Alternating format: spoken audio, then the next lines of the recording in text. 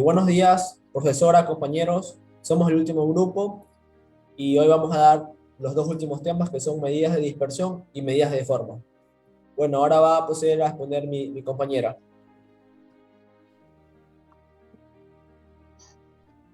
Bueno, yo les voy a hablar sobre las medidas de dispersión. Las medidas de dispersión también se las conocen como variabilidad, dispersión o propagación.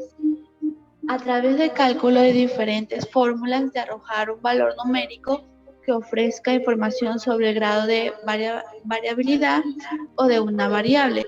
En sí, esto nos quiere decir que pretende resumir en un valor la dispersión que tiene este conjunto de datos. Bueno, sigamos. Las medidas de dispersión más conocidas son el rango, la varianza, la desviación típica y el coeficiente de una varianza. Listo. El rango. El rango es un valor numérico que indica la diferencia entre el valor máximo y el mínimo de una población o muestra estadística. La fórmula del rango para calcular en sí es R igual máximo menos el mínimo valor. Listo. Un ejemplo. Tenemos nosotros aquí edad de los profesores de un colegio. Ya. Estos son nuestros datos y lo que nosotros vamos a hacer es escoger el valor máximo, que es 52, y restarlo con el valor mínimo, según la fórmula. Y como podemos ver, el resultado es 29. Listo.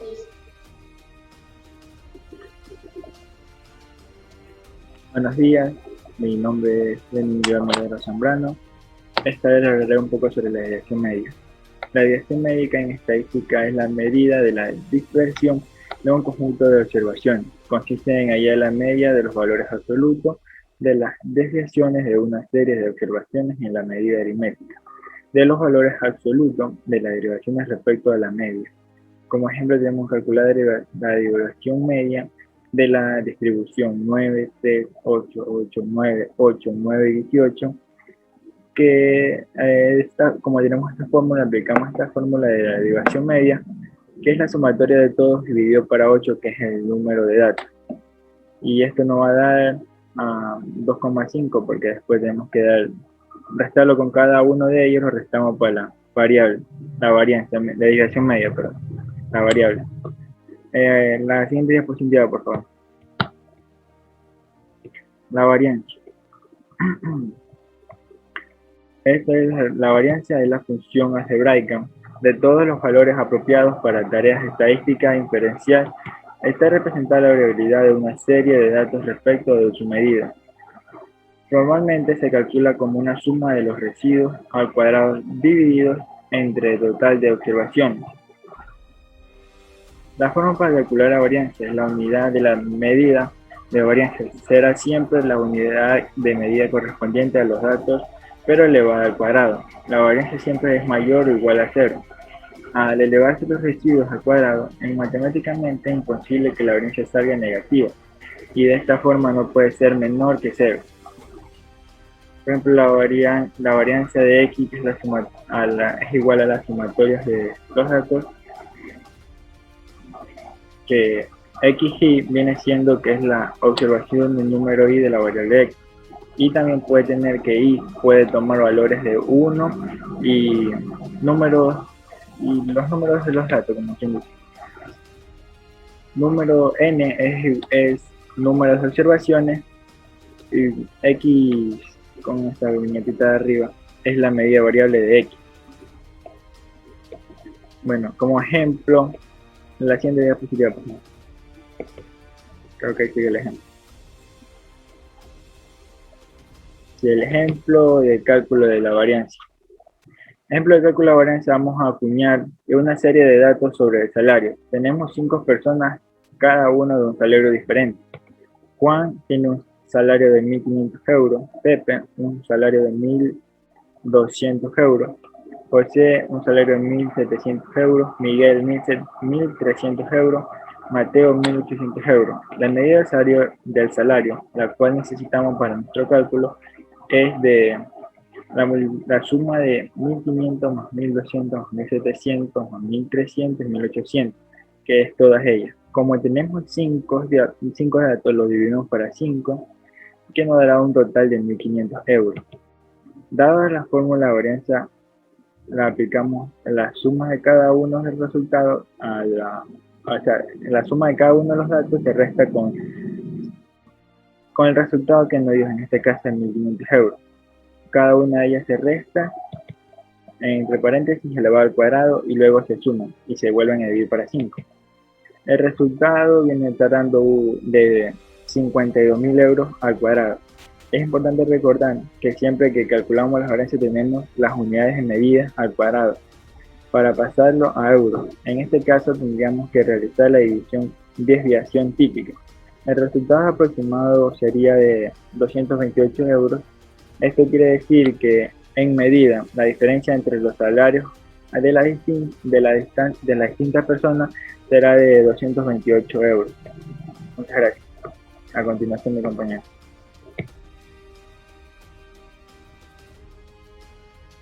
Buenos días, mi nombre es Carlos Talledo y me toca el tema de desviación típica. Bueno, la desviación típica en estadística también es conocida como desviación estándar y desvío típico, y representada de manera abreviada por la letra griega minúscula sigma o la letra latina S, así como las siglas SD de Standard Deviation, en algunos textos traducidos en inglés. Es una de las medidas que se utiliza para cuantificar la variación o la dispersión de un conjunto de datos numéricos. Una desviación estándar básica indica que la mayor parte de los datos de una manera, y lo puede mostrar en grupos cerca de una medida, también denominado el valor esperado, mientras que una desviación estándar alta indica que los datos se extienden sobre un rango de valores más amplio. La desviación media de una variable respecto a su medida aritmética, adquiriendo las fórmulas que en uno de los valores son iguales o mayores que 0. En el cálculo y la fórmula de la desviación típica, existen dos tipos de fórmulas para calcular la desviación típica, que son las siguientes. La raíz cuadrada de la varianza. En este caso, hemos de realizar la raíz cuadrada de la fórmula de la varianza para poder calcular la desviación típica, es decir, la raíz cuadrada de la medida de los cuadrados de la puntuación de desviación. Como podemos ver ahí, tenemos la fórmula, lo cual es la raíz cuadrada de la sumatoria del número de observaciones sobre 1 en la paréntesis de xi, que significa la observación de números, y la variable de x, menos x, que es la medida de la variable x, paréntesis al cuadrado, sobre n, que es el número de observaciones. La suma de las desviaciones y dividir entre el total de observaciones, esta segunda fórmula es más intuitiva, de forma que se ha de realizar la suma de todas las desviaciones en valor absoluto y a continuación dividir entre el total de observaciones, así como podemos observar en la fórmula que se encuentra en la parte de abajo. Propiedades de la desviación típica. La desviación típica tiene una serie de propiedades que son las siguientes. La desviación típica siempre adquiere valores iguales o mayores que 0, adquiriendo un valor igual a 0 cuando las variables o datos utilizados son iguales. 2. Cuando a todos los valores de la variable se le suma un número, la desviación típica permanece igual y no varía absolutamente nada. 3. Cuando todos los valores de la variable son multiplicados por un número, la desviación típica también quedará multiplicada por ese mismo número. 4. Si existen varias distribuciones con las mismas medidas aritméticas y fuésemos conocedores de sus respectivas desviaciones típicas, se podría calcular a partir de estos datos la desviación típica total. Uso de las desviaciones estándar o típica. En términos generales, la desviación estándar se utiliza como herramienta para medir datos. medir datos dispuestos en relaciones a un conjunto de elementos originales. Para precisar así, tanto difieren a la medida original obtenida a la medida esperada. En el área de publicidad, mercadeo y finanzas. En el área de economía, para estudiar los indicadores de precios y con estos datos hacer proyecciones de ventas, entre otras actividades relacionadas con la planificación. En las ciencias sociales, para medir datos geográficos e históricos que permiten precisar las características demográficas de un área. En las ciencias tributarias y aduaneras, en las ciencias administrativas, también en la contabilidad de costos, en proyectos de ingeniería que requieren tener un control de valores obtenidos. En resumen, la desviación típica es la raíz cuadrada positiva de la media aritmética, del cuadrado de la diferencia entre los datos y la media de los valores. Expresando con esto una de las medidas de distorsión con respecto a los elementos originales, permitiendo aclarar dudas y hacer proyecciones a futuro más exactas en base de otros. Bueno, a continuación, mi siguiente compañero.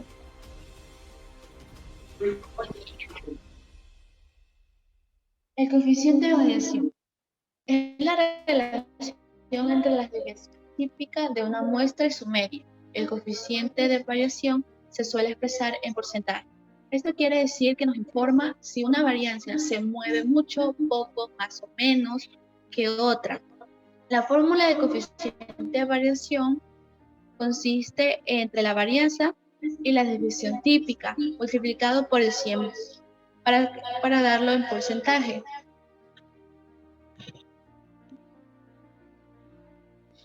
Un ejemplo, aquí tenemos una varianza de 140, una desviación de 28,28, una de 50 y otra de 24.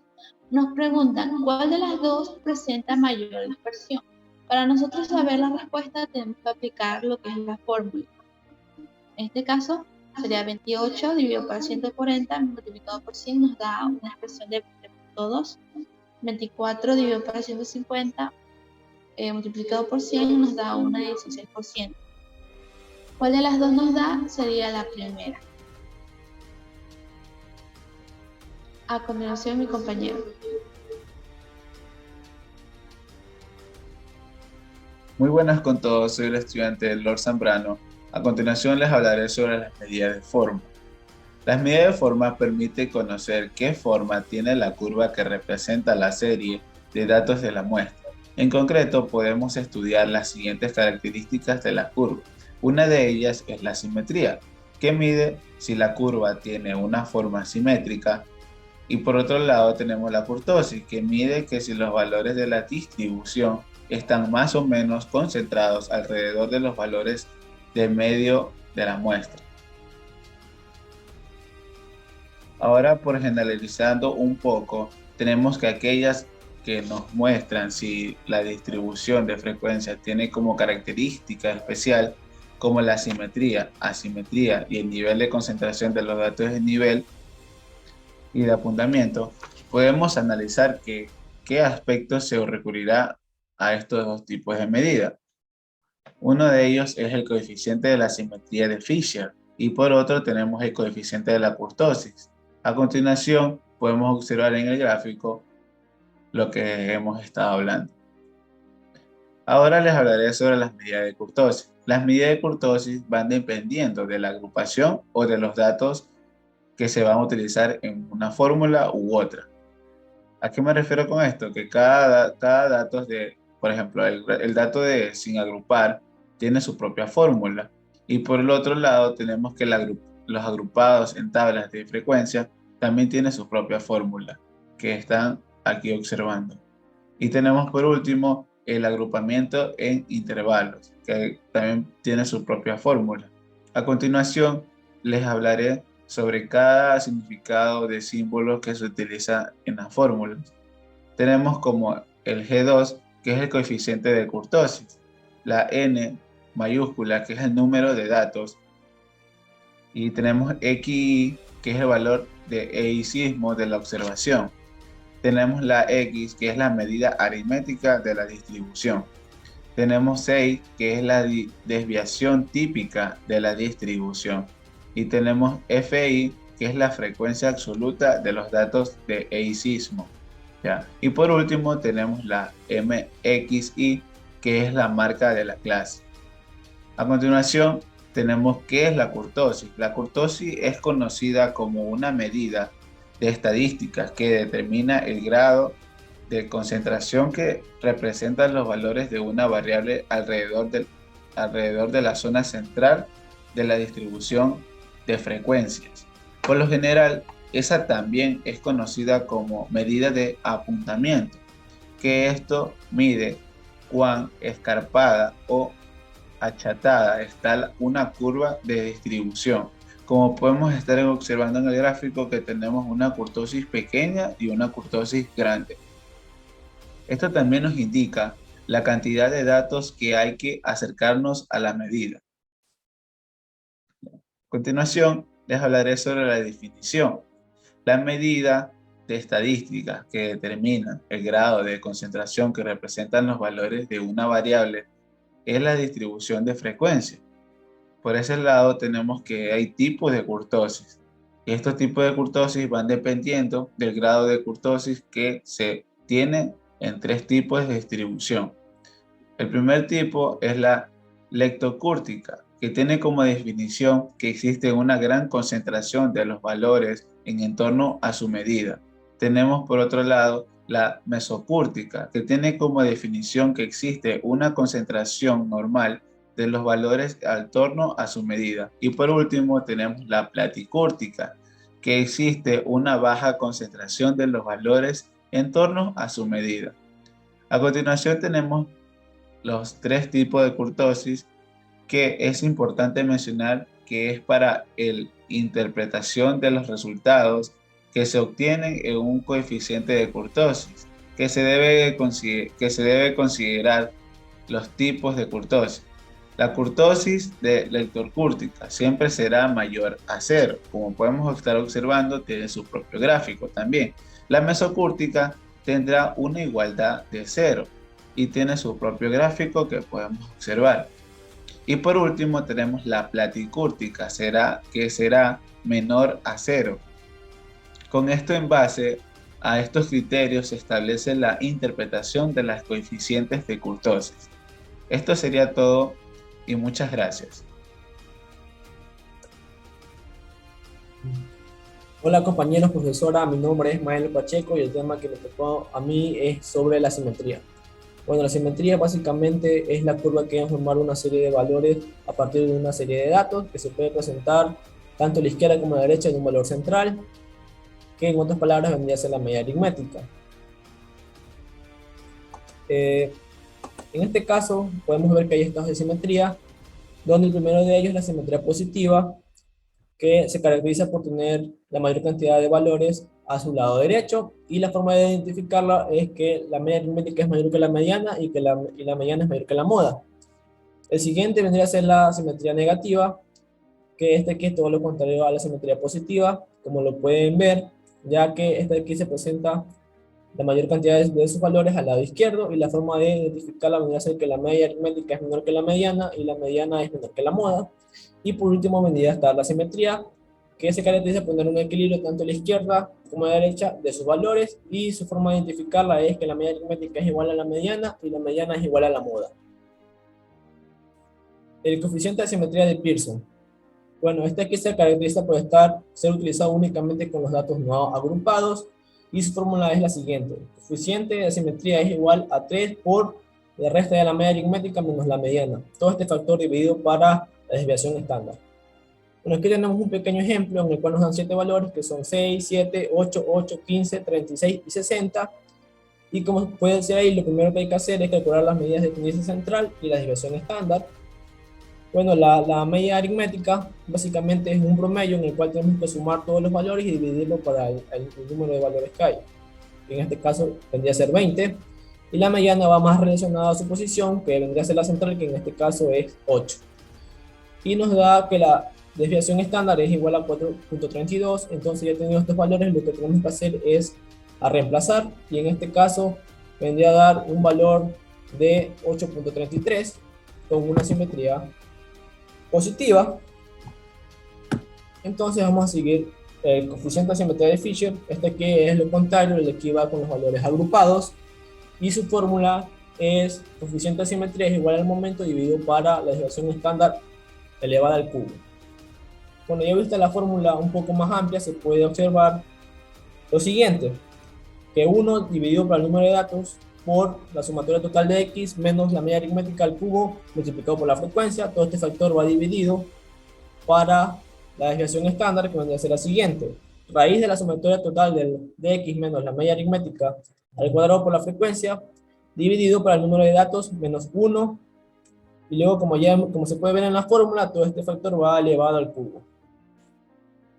Bueno, en el siguiente ejemplo se puede ver sobre los defectos que tienen las ventanas de un edificio, y lo primero que tenemos que hacer es ubicar los datos o defectos. En este caso es ponerlos en x, y luego sacar la frecuencia, que como ya sabemos, la frecuencia es las veces que se repite este número, pero en este caso ya se repite 2 veces. Una vez ya tenido toda la frecuencia de todos los datos, lo que podemos hacer es una sumatoria de estos datos, que en este caso vendría a ser 10. El siguiente paso es multiplicar x por la frecuencia, que en el primer caso sería 10 por 2 es 20, 11 por 2 es 22, y así sucesivamente, hasta hacer la sumatoria y sacar 120. Ya tenido estos dos datos que tenemos aquí, 120 y 10, lo que procedemos es a sacar la media aritmética, dividiendo 120 dividido para 10, que vendría a ser 12. Esa sería la media aritmética. Una vez tenido la media aritmética, procedemos al siguiente paso, en el cual debemos debemos restar x menos la media aritmética, elevarlo al cubo y multiplicarlo por la frecuencia. En el primer caso sería 10 menos 12, vendría a ser menos 2. Menos 2 elevado al cubo es igual a menos 8, y como la frecuencia podemos ver que es 2, sería menos 16. Y así hacemos todo este proceso para volver a hacer una sumatoria y poder reemplazar en la primera fórmula. En el siguiente paso es muy parecido al que está en el anterior, solamente que en vez de ir al cubo va al cuadrado. Y así mismo hacemos una sumatoria y nos va a dar 24. Ya después, teniendo todos estos datos, podemos comenzar a reemplazar en la fórmula original. Y cabe acotar, el que sale 1 elevado a 0.5, esto aquí no hay ningún problema, que esto aquí 0.5 vendría a ser la raíz, ya que 0.5 fracción es 1.2, y como sabemos, el contrario de la potencia de 1.2, de 1 dividido para 2, es igual a la raíz. Y nos da como resultado 0.41, dando una simetría negativa. Bueno, eso está a mi posición, gracias por escucharme y hasta luego. Relación entre las medidas de tendencia. Las medidas de forma son aquellas que nos muestran si una distribución de frecuencia tiene características especiales como simétrica, asimétrica, nivel de concentración de datos y nivel de apuntamiento, que la clasifiquen en un tipo particular de distribución. La media, mediana y moda son medidas de tendencia central, las cuales reciben este nombre por el valor predeterminado. Por lo tanto, estas medidas son conocidas como promedio, pero tienen un valor válido o incorrecto. La relación. La primera relación entre las medidas es que pertenecen a las medidas de tendencia central, las cuales son valores numéricos que tienden a localizar en algún sentido de la parte central de un conjunto de datos. Las medidas de tendencia central tienen como objetivo sintetizar los datos de un valor representativo. Las medidas de dispersión nos dicen que hasta un punto de estas medidas de tendencia central son representativas como síntesis de la información. Gracias.